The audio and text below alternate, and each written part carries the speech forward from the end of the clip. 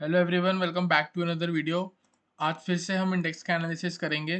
तो कल एक्सपायरी है वीकली, तो कौन सा कॉल ऑप्शन या पुट ऑप्शन हीरो ज़ीरो बन सकता है, एक कोशिश करेंगे कि हम पहले से ही उसको प्रिडिक्ट करके चलें। अगर होता है तो ठीक है, नहीं तो फिर देखते हैं। कल मार्केट के बीच में अगर कोई और सिनेरियो बना हो तो मैं आपको ज़रूर अपने टेलीग्राम चैनल पे अपडेट करूंगा। तो सबसे पहले आज देखते हैं कि आज इंट्राडे पे हुआ क्या। अगर आप निफ्टी को देखोगे, निफ्टी में क्या हो रहा है कुछ दिनों से। देखो कल क्या हुआ, गैप अप लगा, यहाँ पे क्लोजिंग आई थी, गैप अप लगा, साइडवेज हो गई। आज गैप अप लगा, देखो 5 मिनट में लगते गिरा। ठीक है, उसके बाद क्या हुआ, जब तक इस रेंज के अंदर है आप कुछ नहीं कर सकते। फिर भी यहाँ पे कॉल लिया, पुट ऑप्शन लिया, जो भी लिया, सारी चीजें ठीक है।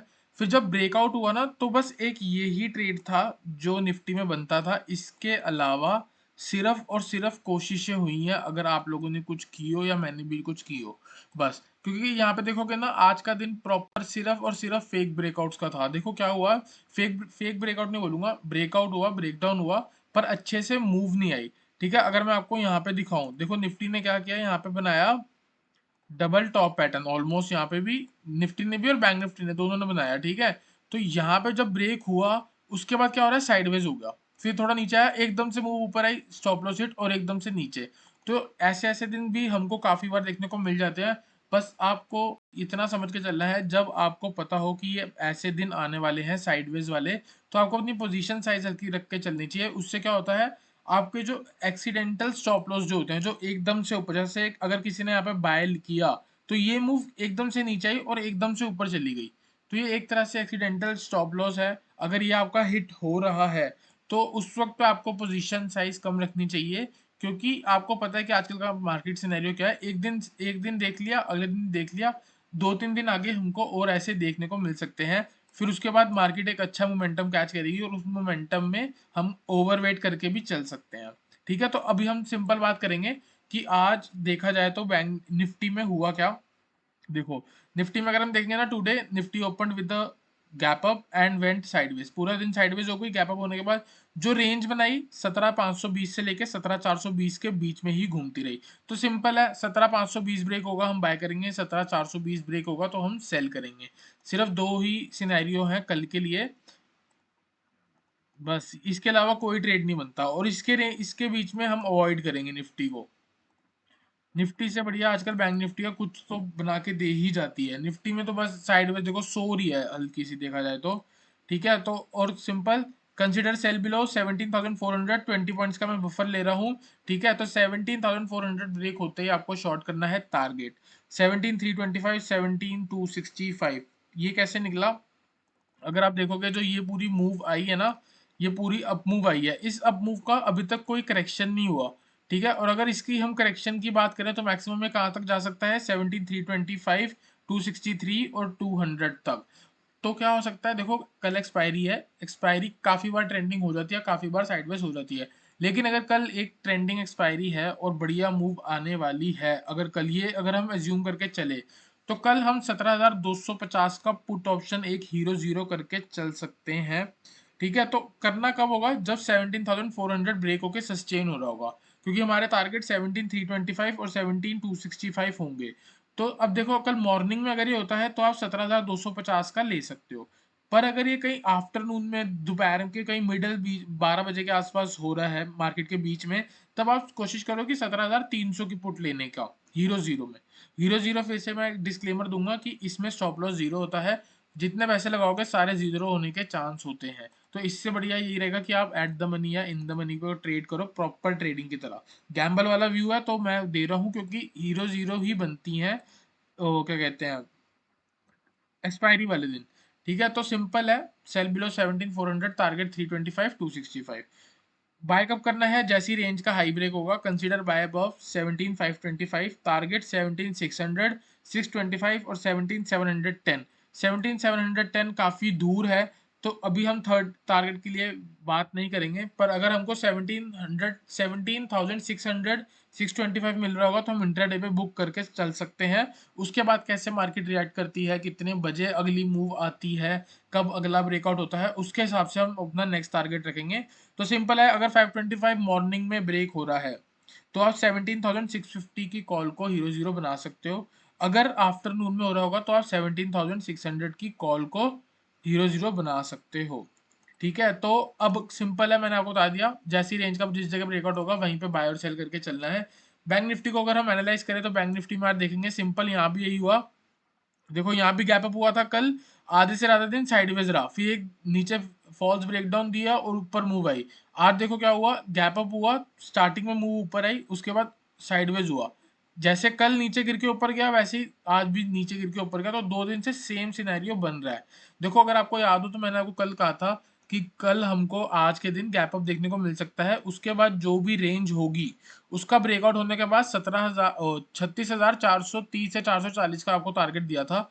अगर आप देखोगे तो जैसे 30-40 मिनट की रेंज बनी, ब्रेकआउट हुआ और टारगेट 421, ये कितने पॉइंट हो गए अगर मैं आपको यहाँ से पॉइंट कैलकुलेट करके बताऊं तो ये ऑलमोस्ट 190 पॉइंट के आसपास 200 पॉइंट की मूव आपको मिली है। ठीक है, तो ये वाली ट्रेड यहाँ पे हमने ट्रेड भी करा था 36,200 की कॉल को, जो कि एक सक्सेसफुल ट्रेड बन के आया। उसके बाद इंडेक्स ने डबल टॉप बनाया और काफी साइडवेज होकर नीचे आया। ठीक है, तो वो ट्रेड एक तरह से कॉस्ट टू कॉस्ट एग्जिट किया था। उसके बाद बीच में कहीं हम एक फॉल्स ब्रेकआउट में फंस गए। आज देखा जाए तो यहाँ से देखो ये ना एक बहुत बढ़िया ब्रेकआउट हुआ था ये वाली कैंडल का, तो हमने नेक्स्ट कैंडल की ओपनिंग पे बाय किया और स्टॉप लॉस हिट किया, कोई बात नहीं।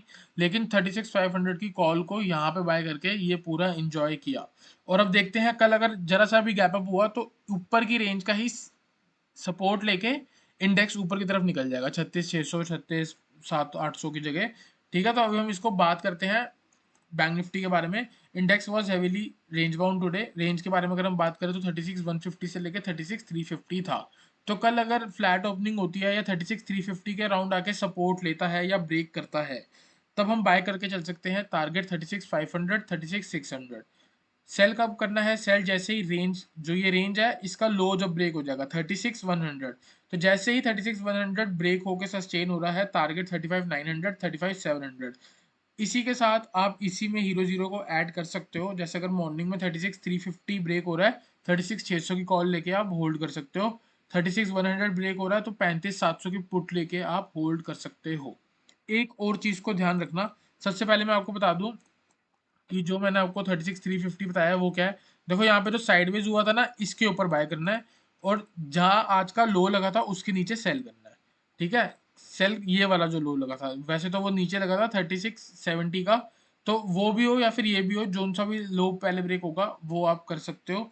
तो जैसे ही यहाँ पे सस्टेन होगा तो आप सेल करके चल सकते हो। और सिंपल सिंपल मोटा मोटा टारगेट, आपको एक टारगेट बोलूं तो जो भी रेंज का डिस्टेंस है ना वही आप ऐड कर लो। जैसे 36,150 के नीचे 35,940 900 आपको मिल जाएगा, 36,350 के ऊपर 36,550 आपको आराम से मिल जाएगा। ठीक है, एक और चीज बड़े ध्यान से आपको पढ़नी है।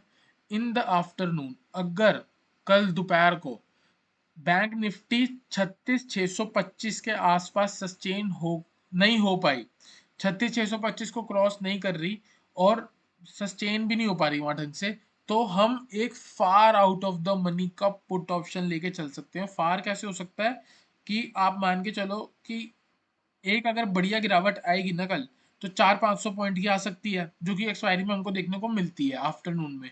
तो कल हम 36,600 से लेके 36,200 तक गिर सकते हैं एक बार को। कैसे गिर सकते हैं मैं आपको बता देता हूँ, रीजन भी बताऊंगा, कोई हवा में बातें नहीं करेंगे। देखो ये पूरी ना गिरावट आई, एक बार मैं यहाँ से सब हटा देता हूँ, ये गिरावट आई, ये इसकी करेक्शन है। ठीक है, तो इसकी करेक्शन तो जब होएगी ना, देखो आज क्या हुआ, 786 का रिस्पेक्ट किया, नीचे 61% का लेवल का रिस्पेक्ट किया।